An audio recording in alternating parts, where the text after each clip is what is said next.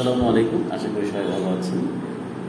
তো আজকে আমার ভিডিওর সবচেয়ে ইম্পর্টেন্ট পার্ট নিয়ে আলোচনা করব।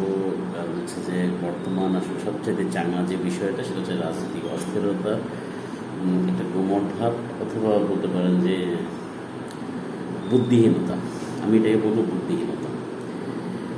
5ই আগস্ট যে উদ্দেশ্যে হয়েছে, জাতি যে উদ্দেশ্যে 5ই আগস্ট বা ছাত্র জনতা যে উদ্দেশ্যে 5ই আগস্ট করেছে, সে 5ই আগস্টের সঠিক উদ্দেশ্য কিন্তু আমরা অলরেডি ভুলতে বসেছি জাতি হিসেবে। আমরা তাই দেখুন, বিএনপি 16-17 বছর যে তাদের দুর্বলতা আমরা দেখেছি, তারা বিরোধীদের শক্তি হিসাবে যে কাজগুলো করার কথা ছিল সেই কাজের কোনো কিছুর মধ্যে তারা ছিল না। তাদেরকে আমরা একটা দুর্বল এবং কী বলবো, সাংগঠনিকভাবে খুবই নিচু মানের একটি দল আমি মনে করি। 16-17 বছর তাদের এই ক্যারেক্টার এবং জামাতের উপর ভর করে তাদের রাজনৈতিক শক্তি প্রদর্শন বা যেটা আমি বলি না কেন, সেটা আমরা দেখতে পেয়েছি 16-17 বছরে। তো এখন তাদের প্রতি একটা সিম্পিথি কিন্তু 5ই আগস্টের পরে হয়েছিল। মানুষ তাদের অনেক গ্রহণ করেছিল। ধরে নেওয়া যায় মানুষের কাছে একটা পজিটিভ ভাইব কিন্তু তৈরি করেছিল। বিশেষ করে তারেক রহমানের ভিডিও বার্তা থেকে অনেক মেসেজ অনেকে পজিটিভভাবে নিয়েছে। কিন্তু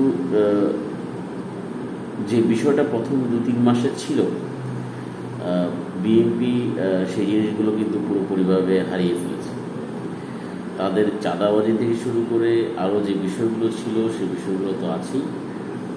সবচেয়ে বড় বিষয় ছিল বিএনপি যদি সত্যিকার অর্থে বাংলাদেশ এবং বাংলাদেশের রাষ্ট্র কাঠামো এবং এই যে সুন্দর একটা পরিকল্পনা সামনের দিকে এগোচ্ছিল, বিএনপি যদি এমনভাবে রাষ্ট্রের সামনে উপস্থাপন করতো নিজেকে, না আমরা সত্যিকার অর্থেই এখন পরিবর্তন চাই, সত্যিকার অর্থেই আমাদের রাষ্ট্র কাঠামোর একটা পরিবর্তন চাই, সংবিধানের যে দুর্বলতা আছে দুর্বলতাকে আমরা আসলে আমাদের শক্তিতে পরিণত করতে চাই।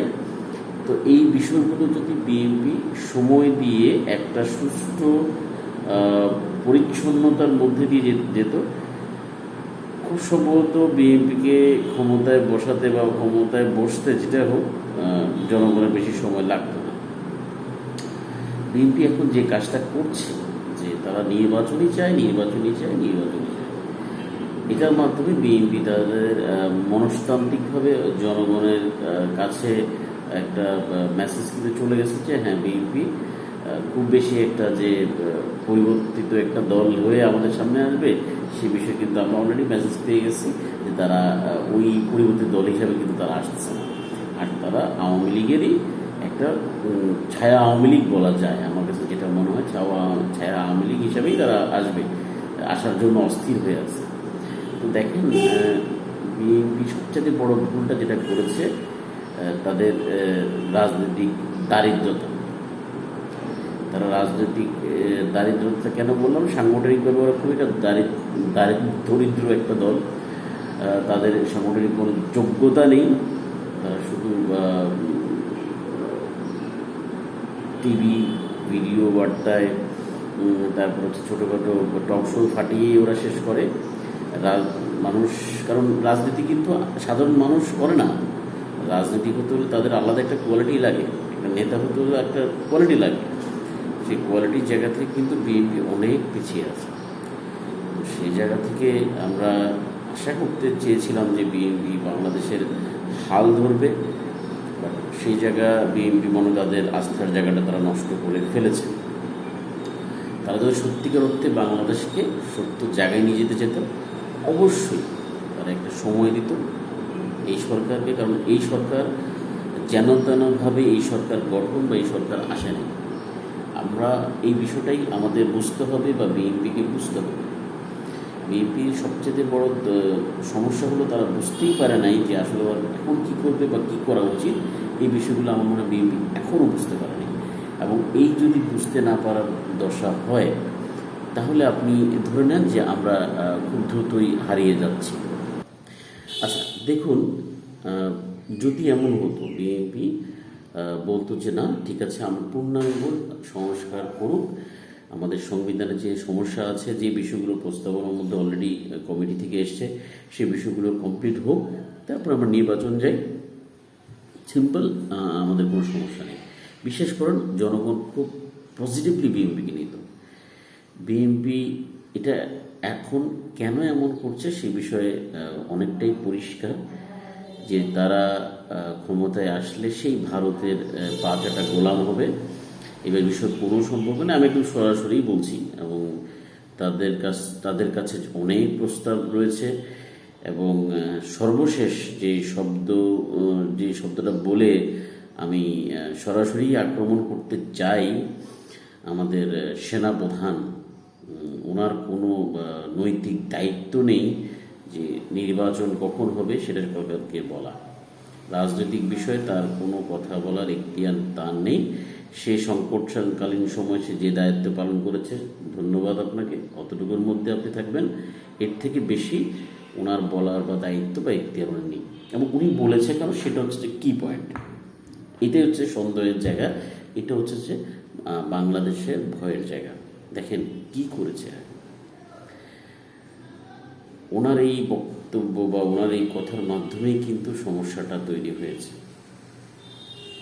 কারণ রাষ্ট্র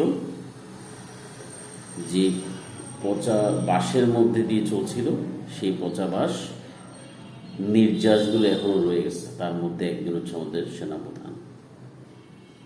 উনি কি করতেছেন, উনি কি করেছে একদম পরিষ্কার বলি।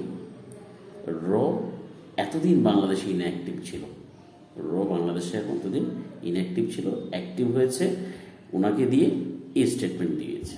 দেখতে চাচ্ছে যে বাংলাদেশ কি রিয়েক্ট করে। তো সামহাও এখানে হয়তো একটা গেম প্ল্যান আছে। আমি হয়তো ওইটা সামনে আরও যত পথ এগোবে সে তখন গিয়ে আমি কথাগুলো বলতে পারবো যে আসলে কি হয়েছে বা কি হতে যাচ্ছে, সে বিষয়গুলো বলতে পারবো। বাট আজকের দিনের জন্য আমি এতটুকুর মধ্যেই থাকি, যেটা একটা কি পয়েন্ট হিসেবে কাজ করেছে।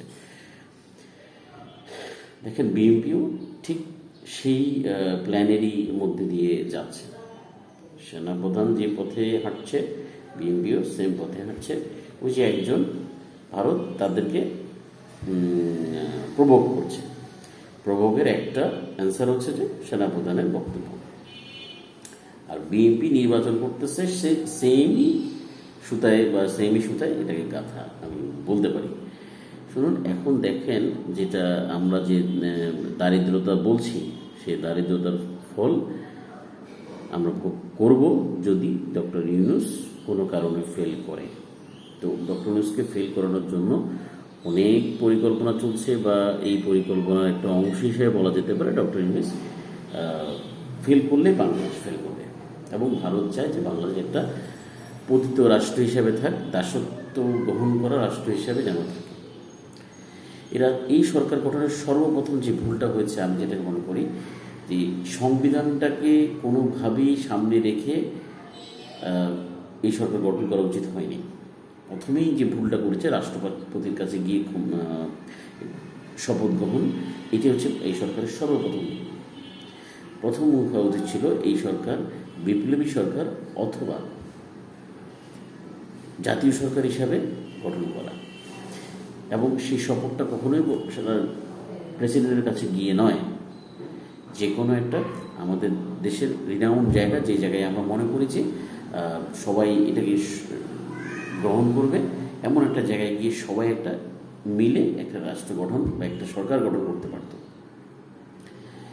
করার মাধ্যমে এই সংবিধানকে আমরা আমলে না নিয়ে আমরা সুন্দরভাবে একটা সুন্দর সাংগঠনিক স্ট্রাকচার দাঁড় করিয়ে সুন্দর একটি সংবিধান গঠন করতে পারতাম। এটা ছিল প্রকৃতপক্ষে আমাদের মেইন ইন্টেনশন। 5ই আগস্টের সময়কাল থাকা উচিত ছিল, ইন্টেনশন থাকা উচিত ছিল। বাট আমরা সংবিধান সামনে নিয়ে এসে প্রেসিডেন্টের কাছে গিয়ে আমরা শপথ গ্রহণ, এই বিষয়গুলি আমাদেরকে আজকে এই পর্যায়ে নিয়ে আসছে। এটা হচ্ছে যে আমরা সারবো। এখন আমি আসি বিএনপি চ্যাপ্টারে। বিএনপি প্রথমে যে জাতীয় ঐক্য বা যে বিষয়গুলো আমাদেরকে দেখিয়েছে সেটাতে মানুষ খুশি হয়েছিল। কারণ আমি মনে করি সব দলকে, আমি শুধু বিএনপি বলছি, সব দলকেই আসলে সংবেদনশীল হতে হবে। তবে বিএনপি কেন একটা বড় রাজনৈতিক দল এবং তারা ক্ষমতা আসার সম্ভাবনা অনেক বেশি। তো সেই জায়গায় বিএনপি নির্বাচন মুখী না হয়ে তাদের দারিদ্রতা না দেখে, কারণ 16-17 বছর আমরা তাদের দারিদ্রতা দেখেছি, রাজনৈতিক দৈন্যতা দেখেছি, ওদের গাদ্দারি দেখেছি, ওদের দলের মধ্যে বিভিন্ন দলের মধ্যে দল গঠন বা এই ধরনের বিষয়গুলো অনেকজনকে বায়াস্ট করা হয়েছে। তবে রিসেন্টলি একটা ডিজিএফের একজন রংপুর অঞ্চলের একজন প্রধানের একটা বক্তব্য শুনছিলাম, সেখানে বিএনপিকে ভেঙে কীভাবে আরেকটা দল গঠনের যে বিষয় প্রক্রিয়াগুলো বিষয় নিয়ে একটা সুন্দর আলোচনা আমি শুনতে পেয়েছি। সেখানের মাধ্যমে আসলে অনেক কিছু পরিষ্কার যে আসলে আমরা কোন জায়গায় যেতে হবে, বাট কোন জায়গায় আমরা যাচ্ছি আসলে সে ভুল কোন রাস্তাটা, সেই রাস্তাটার জন্য দায়ী হচ্ছে বিএনপি। ডক্টর ইউনূসের এই যে সিদ্ধান্তটা, ডক্টর ইউনূস যে সিদ্ধান্ত নিতে চেয়েছিল, সেটা কিন্তু একটা কারণ, এবং এর ভিতরে কী আছে সেটা আমরা হয়তো বা দিন গেলে বুঝতে পারবো, বাট আমি এখন এটা নিয়ে কথা বলছি না। তো ডক্টর ইউনূস এই সিদ্ধান্ত, কারণ আমি চাচ্ছি এই দেশটাকে ঠিক করতে বা এই দেশের ঠিক করতে আমি একা নই, আপনারা সবাই নিয়ে সব রাজনীতিগুলোর সাথে বসতেছে এই কারণেই, বারবার আলোচনা হচ্ছে এই কারণেই যে আপনাদেরকে নিয়ে আমাদের করতে হবে। তো সেই সুযোগটা বিএনপি যদি না দেয়, বিএনপির জন্য আরেকটা 5 আগস্ট আসতে বেশি সময় কিন্তু লাগবে না।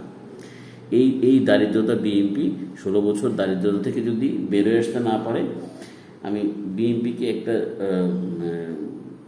দারিদ্রিক বা দরিদ্রপূর্ণ বা যেভাবেই বলি না কেন, একটা পুর দল হিসাবে আমি তাকে মেনে নিচ্ছি। এখন তারা যদি এই ক্যারেক্টার বা চরিত্র পরিবর্তন না করতে পারে, তারা এই ট্যাগলাইন সারা জীবন থাকবে।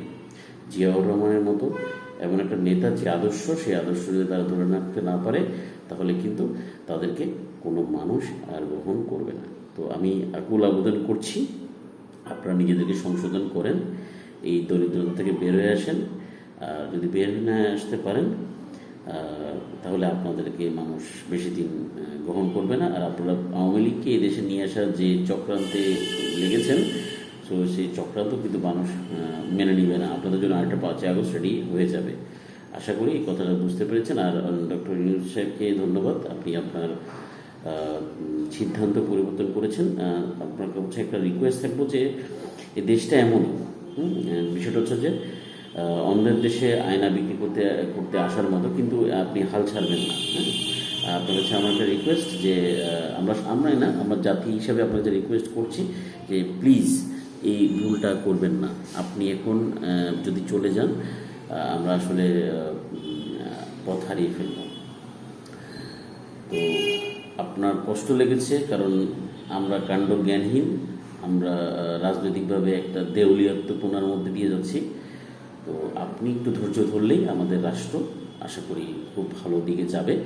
তো আপনি এই ধরনের সিদ্ধান্তে যাবেন না। যে কাজ করতে আসছেন, জনগণ আপনার সাথে আছে, আশা করি আপনি আমাদেরকে হতাশ করবেন না। তো এটা হচ্ছে বিষয়। আপনাকে আবারও ধন্যবাদ। আর বিএনপির প্রতি আকুল আবেদন হচ্ছে যে দয়া করে আপনারাও শুধরে যান। নির্বাচন দিয়ে যে শরবত গিলানোর চেষ্টা করছেন, জনগণ শরবত চাচ্ছে না খেতে, আপনারা দয়া করে এইসব শরবত বিলে করা বন্ধ করেন। আপনারা ধৈর্য ধরেন, আর 1 বছর 2 বছর, এখন যদি 5 বছর বলে আপনাদের গায়ে জ্বালা পড়া শুরু হয়ে যাবে। 1-2 বছর অ্যাটলিস্ট আপনারা করেন, ধৈর্য ধরেন, আশা করি সেটা ঠিক হয়ে যাবে। আজকে এ পর্যন্তই। সবাই ভালো থাকবেন। আসসালামু আলাইকুম।